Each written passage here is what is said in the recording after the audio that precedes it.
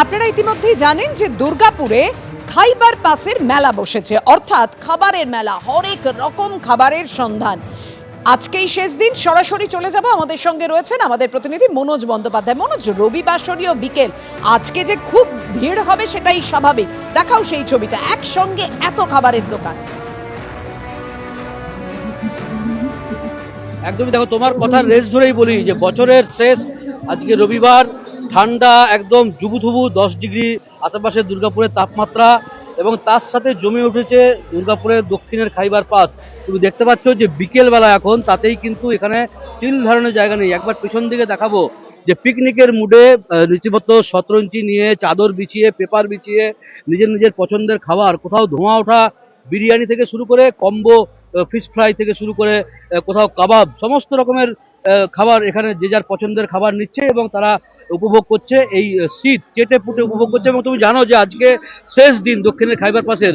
গতকাল বা পরশু যারা আসেনি তারা কিন্তু আজকে আর মিস করতে চাইছেন না। একবার নিজের পছন্দের খাবার চেখে দেখে এখানে পিঠে থেকে শুরু করে সমস্ত রকমের খাবার, এমনকি কলকাতার নামি দামি বিভিন্ন দোকানের যে মিষ্টি, সেটাও পর্যন্ত শেষ পাতে কেউ ছাড়ছেন না।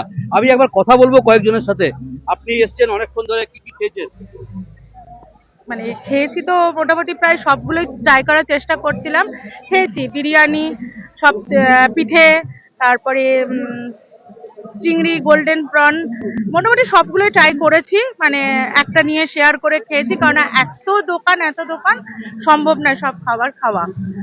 খুব ভালো, শুধু একটাই বলবো আরো দুদিন থাকলে ভালো হতো, আমরা আরো বেশি করে আনন্দ উপভোগ করতে পারতাম। দেখো এমনটাই জানাচ্ছে যে আজকে শেষ দিন, আরো দুদিন থাকলে ভালো হতো। মানে বুঝতেই পারছো যে মানুষের চাহিদা দক্ষিণের খাইবার পাশে কিরকম, এবং যত সন্ধে গড়াচ্ছে তত কিন্তু এরকম ভিড় বাড়ছে প্রত্যেকটা স্টলে। এবং সেই চিত্র দেখা যাবো তোমাকে যে গোটা মাঠ জুড়ে সেই চিত্রই কিন্তু সন্ধে বাড়ার সাথে সাথে, ঠান্ডা বাড়ার সাথে সাথে একেবারে এত খাবারের আয়োজন সেখানে একদিনে, এই আজকেই শেষ হয়ে গেলে কখনো হয়? ধন্যবাদ তোমায়।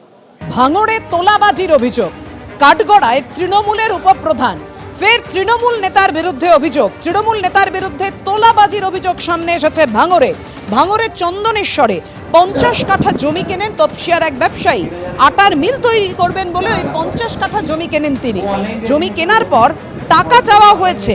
তৃণমূলের উপপ্রধানের বিরুদ্ধে এমনটাই অভিযোগ সামনে এসেছে।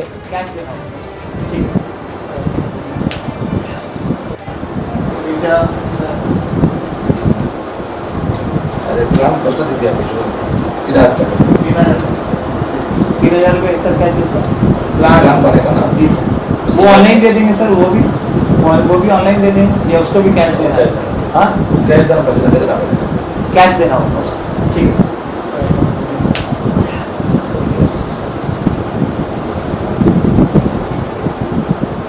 তপসিয়ার ব্যবসায়ী শাহিদ হোসেন যেটা স্পষ্টত অভিযোগ করেছেন যে ক্যানিং পূর্ব বিধানসভা কেন্দ্রের অন্তর্গত চন্দনেশ্বর 2 নম্বর গ্রাম পঞ্চায়েতের কাশিয়াডাঙ্গায় তারা 50 কাঠা যে জমি কিনেছিলেন, এই জমিটি হলো সেটি যেটির সামনে কিন্তু বড় একটি লোহার গেট তৈরি করা হয়েছে এবং বড় উঁচু পাঁচিল দেওয়া হয়েছে। তার যেটা অভিযোগ যে এখানে তিনি 50 কাঠা জমি কিনেছিলেন এখানে আটা মিল তৈরি করবেন বলে, কিন্তু চন্দনেশ্বর 2 নম্বর গ্রাম পঞ্চায়েতের উপপ্রধান আলাউদ্দিন মোল্লা তিনি কিন্তু তার দলবল নিয়ে রীতিমতো তার কাজে বাধা দেন এবং তোলাবাজি হিসেবে 7 লক্ষ টাকা দাবি করেন এই ব্যবসায়ী শাহিদ হোসেনের থেকে। তেমনটাই অভিযোগ এই ব্যবসায়ীর। এবং শুধু তাই নয়, এই টাকা 5,30,000 টাকা এসে দাঁড়ায় দর কষাকষির পর, সেই পঞ্চায়েত উপপ্রধানের সঙ্গে কথাবার্তা বলার পর। এবং ব্যবসায়ী যেটা স্পষ্টত অভিযোগ করছেন যে 2 ধাপে তিনি কিন্তু 5,30,000 টাকা এই পঞ্চায়েতের উপপ্রধানকে দিয়েছিলেন। কিন্তু তারপরেও কিন্তু পঞ্চায়েত প্রধান আবার নতুন করে কাজ যখন শুরু করেন এই ব্যবসায়ী, তখন কিন্তু দলবল পাঠিয়ে সেই কাজ বন্ধ করে দেন, আবার নতুন করে টাকা চাইছেন তিনি, তেমনটাই অভিযোগ। শুধু তাই নয়, এমনও অভিযোগ করা হচ্ছে ব্যবসায়ী এবং তার পরিবারের পক্ষ থেকে যে আলাউদ্দিন মোল্লা এবং তার দলবল তাকে আগ্নেয়াস্ত্র দেখিয়ে, বোমা মারার হুমকি দিয়ে রীতিমতো ভয় দেখাচ্ছে। স্বাভাবিকভাবেই এই হোসেন পরিবার, অর্থাৎ কিনা শাহিদ হোসেন এবং তার পরিবার তারা রীতিমতো আতঙ্কে রয়েছেন এবং তারা যেটা আশঙ্কা করছেন যে তাদের জমিটা বেহাত হয়ে যাবে না তো, সেই কারণেই তারা থানার দ্বারস্থ হয়েছিলেন। পুলিশও কিন্তু তাদের অভিযোগে কর্ণপাত করেনি, তেমনটাও পুলিশের বিরুদ্ধে অভিযোগ করছেন এই শাহিদ হোসেন। শুধু তাই নয়, এই গোটা ঘটনা তিনি তৃণমূলের উচ্চ নেতৃত্বকে লিখিত আকারে জানিয়েছেন, অভিযোগ করেছেন। তার পাশাপাশি ভাঙড় ডিভিশনে যিনি ডেপুটি কমিশনার রয়েছেন তার কাছেও লিখিত আকারে অভিযোগ জানানো হয়েছে। এই শাহিদ হোসেন যেটা স্পষ্টত বলছেন যে অবিলম্বে প্রশাসনের তরফ থেকে যেন কঠোর ব্যবস্থা নেওয়া হয় গোটা বিষয়টি নিয়ে। ক্যামেরায় অভিজিৎ দত্তের সঙ্গে হিন্দল দে, এবিপি আনন্দ, চন্দনেশ্বর। 7 লক্ষ টাকা চাওয়া হয়েছিল, তিনি 6,30,000 টাকা দেন, 5,30,000 টাকা দেন, তারপরও তাকে বন্দুক দেখিয়ে খুনের হুমকি দেওয়া হয়েছে, এমনটাই অভিযোগ ওই ব্যবসায়ী। দেখুন, ওনার দল বল এসে আমার ওখানে জমিনের কাছে এসে বাধা দিল কি এখানে কাজ করতে দেবো না। তারপরে উনি বলছেন আমার সঙ্গে বসে আপনাকে আলোচনা করতে হবে, না আলোচনা করলে তো আমি আপনাকে কাজ করতে দেবো না। আর তারপরে আমাকে বললেন উনি কি 7 লক্ষ টাকা চাই। আমি বললাম 7 লক্ষ টাকা আমি কি করে দেবো, আমি এখানে আটা মিল করবার জন্য 50 কাঠা জমিন কিনেছি। এই জমিনের মধ্যে আমি কত লাইসেন্স আছে, সব কিছু আছে, আমি এই সব করতে করতে আমাকে অনেক টাকা লাগবে। তা আপনারা এই টাকাটা নেবেন, আমরা কিভাবে দেবো।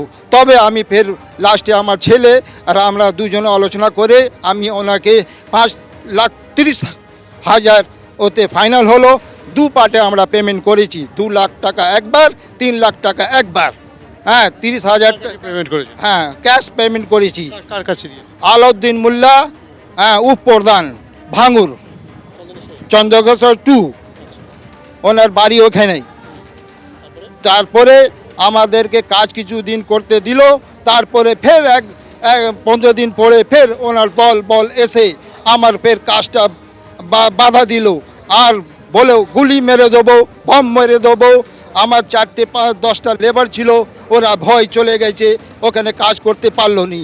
আর লাস্টে আমাদের লেবারদেরকে আমি নিজে পয়সা যে মজদুরি হয় ওই সব দেওয়া হলো। হ্যাঁ, দিয়ে আমরা কাজটা ওদের ভয় পালিয়ে গেল।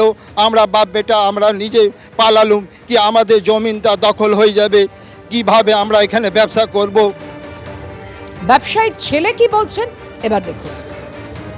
तो इस कदर डर से है कि हमारे स्टाफ 5-6 उसमें से 4-5 छोड़ चुके हैं, 1-2 वो भी डर डर के काम कर रहे हैं और हम लोग बहुत परेशान हैं वहाँ जाने आने में। और कभी हम लोग स्कूटी से जाते हैं, कभी हम लोग कार से जाते हैं, मगर हम लोग कभी डर से वहाँ जाने आने में बहुत दिक्कत हो रहा है, क्योंकि हर 15 दिन में उन लोग किसी को भेजते हैं गन के साथ, ये कर देंगे वो कर देंगे। और जब हम लोग लेबर लेकर के काम स्टार्ट करते हैं तो वो लेबर लोग को वो लोग जैसे सुबह 7 बजे काम स्टार्ट कर रहा है तो 10 बजे आकर के वो लोग ड्रामा कर रहा है और ये करने के बाद गन दिखला करके वो लेबर लोग को भगा दे रहा है। उसके बाद हम लोग बैठे, वो लोग बुलाया तो वो लोग 7,30,000 रुपया मांगा था। अलाउद्दीन मोहल्ला, चंदनेश्वर 2 के उप प्रधान। तो उसके बाद प्रेशर डाला, जी हाँ, क्या बोला उसने? वो बोले कि आप परमिशन जितने भी ले लो मगर आपको लोकल ये पैसा देना होगा, अदरवाइज़ आपको काम नहीं करने देंगे। इसके बाद तो फिर हम लोग ने आपस में डिसाइड किया, मैं और मेरे पापा। तो उसके बाद 2 शॉट में हम लोग उनको अमाउंट दिए। देने के बाद भी 15-20 दिन काम चला, उसके बाद कंटिन्यू फिर 15 दिन के लिए काम चल रहा है, फिर नहीं चल रहा है, फिर चल रहा है, फिर नहीं चल रहा है। मगर ये गन दिखाना, कभी गोली मार देंगे, कभी बम मार देंगे, मेरा बाउंड्री जितना काम हुआ हुआ वो तोड़ देंगे। অর্থাৎ মারাত্মক অভিযোগ করছেন ওই ব্যবসায়ী এবং তার ছেলে, যার বিরুদ্ধে অভিযোগ তৃণমূলের উপপ্রধান আলাউদ্দিন মোল্লা। তিনি বলছেন অভিযোগ সম্পূর্ণ ভিত্তিহীন, যা বলার দলকে বলবো। দেখুন, এমনি কিছু বলবেন না? একটা ও যেহেতু অভিযোগ করছে, না অভিযোগ যেখানে করেছেন আচ্ছা এই অভিযোগটা করলো কেন জানি না, তারা কাজ মিটে গেছে করতে পারে, তারা খুঁজে বার করুন না। ভিডিওটা বড় কথা না, ভিডিওটা অনেক বড় ভিডিও আছে আমাদের কাছে, তাই দেখাবো বলেন এখন দেবো কিছু না, পাঠিয়ে দেবো। কাছে আছে ও প্রথমবার যে আলাউদ্দিন মোল্লা উপপ্রধানকে আমরা দিয়েছিলাম, চন্দ্রকেশ্বর 2 উপপ্রধানকে, তো প্রথমবার আমার কাছে ও মানে আমরা মোবাইলে ভিডিও বানিয়ে নিই 2,30,000 টাকা। দ্বিতীয়বার যে তুলাবাজের পয়সা, প্রথমবার যে তুলাবাজের পয়সা দিয়েছিলাম ওই সময় আমরা বানাইনি, দ্বিতীয়বারে যবে আমরা দিয়েছি 3 লাখ টাকা, ওই সময় আমরা ভিডিও বানিয়েছি তোলাবাজির যে টাকাটা উনি চন্দ্রশেখর 2 উপপ্রধানটা নিয়েছে। এইখানে আমি বসে আছি, এখানে উপপ্রধান উনি বসে আছেন। এই 3 লাখ টাকা আমি ক্যাশ ওনাকে দিচ্ছি।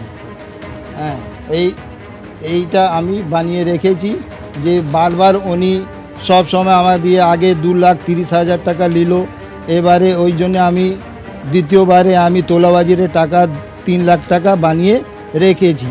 কি বারবার আমাকে হ্যারাসমেন্ট করছে, ওই জন্য আমি বানিয়ে রেখেছি, আর লুকিয়ে ভিডিও রেখেছি আমি। তো ওই জন্য আমি এইটা দেখাচ্ছি আপনাদেরকে। ওই আলাউদ্দিন মোল্লা চন্দ্রশেখর 2 উপপ্রধান উনি নিচ্ছেন, উনি ওইদিকে বসে আছেন, আমি এখানে বসে আছি। হ্যাঁ দেখেন, 3 লাখ টাকা, 3 লাখ টাকা যেটা ভিডিও বানা আছে। প্রথমবার 2,30,000 তোলাবাজি, দুটো ধাপে 5,30,000 টাকা তোলাবাজি আমরা দিয়েছি আলাউদ্দিন মোল্লা চন্দ্রশেখর 2 উপপ্রধানকে। কাজ করতে পারছেন? তারপরে भी আমরা কাজ করতে পারছি না, অনেক বাধা হচ্ছে, বম গুলি মারা ধমকি হচ্ছে, তার জন্য ভয়ে আমরা যাচ্ছি না, ওখানে কিছু কাজ করতে পারছি না। ভাঙড়ে তোলাবাজির অভিযোগ কাঠগড়ায় তৃণমূলের উপপ্রধান। তৃণমূল এবং আইএসএফ কার কি বক্তব্য? পরপর। না, আমার কাছে তো এখনো পর্যন্ত এই ধরনের কোনো খবর নেই। আপনারা যখন বললেন বিষয়টা আমি খোঁজ খবর নেব এবং এটা আমি দেখব। কেউ কোনো অন্যায় কাজ করবে, এটা কোনো কম্প্রোমাইজ হবে না, এটা নিশ্চিতভাবে যদি সঠিক হয়। কারণ এই ভাঙড় এলাকায় অনেকগুলো বিষয় থাকে। এক, যারা কাজ করে আমরা বিভিন্ন মারফত যেটা খবর পাই বা দেখি, কারোর সঙ্গে লেবার কন্ট্রাক্ট থাকে, কারোর সঙ্গে জমি জায়গায় কন্ট্রাক্ট থাকে, কারোর সঙ্গে প্রমোটারি থাকে, এরকম ধরনের বিভিন্ন বিষয় আছে এদের। ফলে যে অভিযোগটা উঠছে, এই অভিযোগটা আমি খোঁজখবর নিয়ে নিশ্চিতভাবে পরবর্তী পদক্ষেপ নেব। যদি কেউ কোনো এই ধরনের ভিডিও যদি থাকে, সেই টাকাটা সত্যিকারে কি ঘুষের টাকা নাকি অন্য কোনো পারপাসের টাকা, সেটা আমি খোঁজ খবর নেই ওদের সঙ্গে না কথা বলে এই বিষয়টা আমি ক্লিয়ার এখন বলতে পারছি না। নিশ্চিতভাবে কথা বলবো, আমি যখনই শুনলাম আজই কথা বলবো, নিশ্চিতভাবে পরবর্তীকালে জানাবো। ব্যবস্থা গ্রহণ করুন। অবশ্যই যদি দলে কেউ 1 পয়সা দুর্নীতি করুক, এক্ষেত্রে কোনো কম্প্রোমাইজ করবো না। দেখেন, ছবিতে আমরা যেটা দেখতে পাচ্ছি, ভিডিওর মধ্যে উনি টাকা নিচ্ছেন এবং কোনো মোড়াটোড়া মানে আলাউদ্দিন সাহেব টাকা নিচ্ছেন, মানে উপপ্রধান। এই অঞ্চলের প্রধানের নাম কিছু খুব একটা খুঁজে পাবেন না। দাপাদাপি দাপট কিন্তু আলাউদ্দিন সাহেবেরই চলে এই মুহূর্তে। ইতিমধ্যে আপনারা খোঁজখবর নিয়ে দেখবেন, ওনারই নাম কিন্তু পাটে সব জায়গাতে। এবং টাকাটা যে নিচ্ছে সেটা কোনো মোড়কে নয়, প্রকাশ্যে একদম মানে খোলা বান্ডিল। সেই টাকাটা কি কারণে নিচ্ছেন? জমিটা কি ওনার কোনো রসিদের মাধ্যমে নিচ্ছেন, কোনো চালানের মাধ্যমে নিচ্ছেন, কিসের জন্য নিচ্ছেন? উনি তাহলে ক্লিয়ার করুক যে আমার জমি এত নম্বর দাগ খতিয়ান ওর মধ্যে আছে, তার কারণে আমি টাকাটা নিয়েছি। ওনাকে তো ক্লিয়ার করতে হবে এই টাকাটা কেন নিলেন।